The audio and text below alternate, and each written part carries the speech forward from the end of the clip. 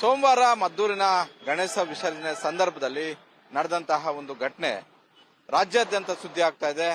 ಮದ್ದೂರು ಸ್ತಬ್ಧವಾಗಿದೆ. ಹೀಗಾಗಿ ನಿನ್ನೆ 144 ಸೆಕ್ಷನ್ ನಿನ್ನೆವರೆಗೂ ಕೂಡ ಇತ್ತು.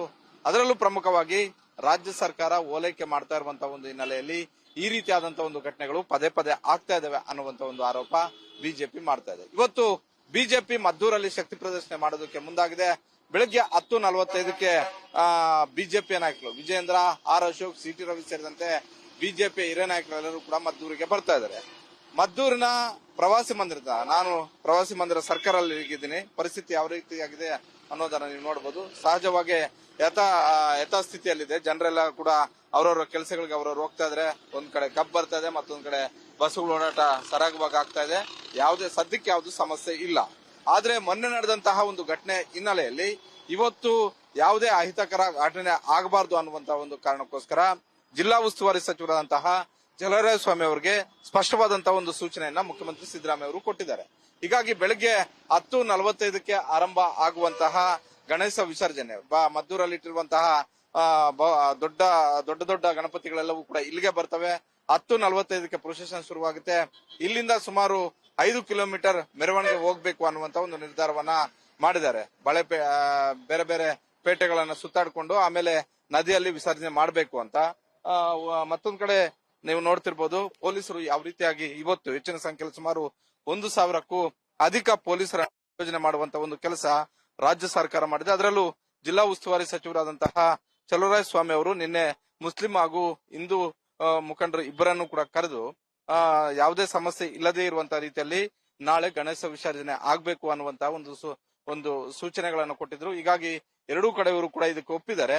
ಇವತ್ತು ಯಾವುದೇ ಅಹಿತಕರ ಘಟನೆ ಆಗದೇ ಇರುವಂತಹ ಒಂದು ರೀತಿಯಲ್ಲಿ 1,000ಕ್ಕೂ ಅಧಿಕ ಪೊಲೀಸರ ನಿಯೋಜನೆ ಮದ್ದೂರಲ್ಲಿ ಮಾಡಲಾಗಿದೆ. ಮದ್ದೂರು ಆಗಿರ್ಬೋದು, ಶ್ರೀರಂಗಪಟ್ಟಣ ಆಗಿರ್ಬೋದು, ಮಂಡ್ಯ ಆಗಿರ್ಬೋದು, ಈ ಭಾಗದಲ್ಲಿ ಕೆಲಸ ಮಾಡ್ತಿರುವಂತಹ ಎಲ್ಲಾ ಪೊಲೀಸರನ್ನ ಇವತ್ತು ಕಾನೂನು ಮತ್ತೆ ಸುವ್ಯವಸ್ಥೆ ಕಾಪಾಡುವ ಸಲುವಾಗಿ ಮದ್ದೂರಿಗೆ ಕರೆತರುವಂತಹ ಒಂದು ಮದ್ದೂರಲ್ಲಿ ಕೆಲಸಕ್ಕೆ ನಿಯೋಜನೆ ಮಾಡುವಂತ ಒಂದು ಕೆಲಸವನ್ನು ಮಾಡಿದ್ದಾರೆ.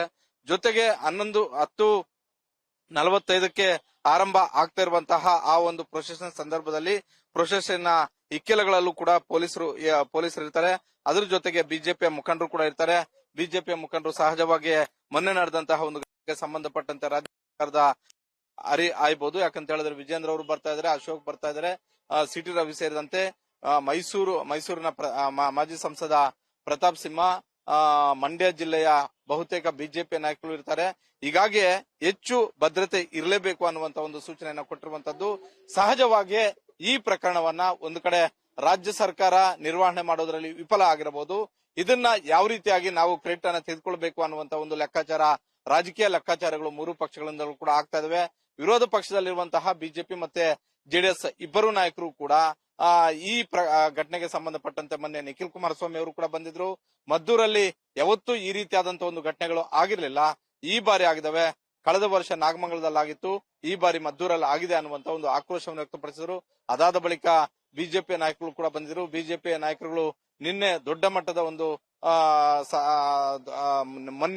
ಮೊನ್ನೆ ಮದ್ದೂರು ಮತ್ತೆ ನಿನ್ನೆ ಚಾಮುಂಡಿ ಬೆಟ್ಟದ ವಿಚಾರಕ್ಕೆ ಸಂಬಂಧಪಟ್ಟಂತೆ ಪ್ರತಾಪ್ ಸಿಂಹ ಅವರು ಮಾತನಾಡಿದ್ರು. ಜೊತೆಗೆ ಪ್ರತಾಪ್ ಸಿಂಹ ಸೇರಿದಂತೆ ಬಿಜೆಪಿ ಮುಖಂಡರನ್ನ ಬಂಧಿಸುವಂತ ಒಂದು ಕೆಲಸವೂ ಕೂಡ ಪೊಲೀಸರು ಮಾಡಿದ್ರು.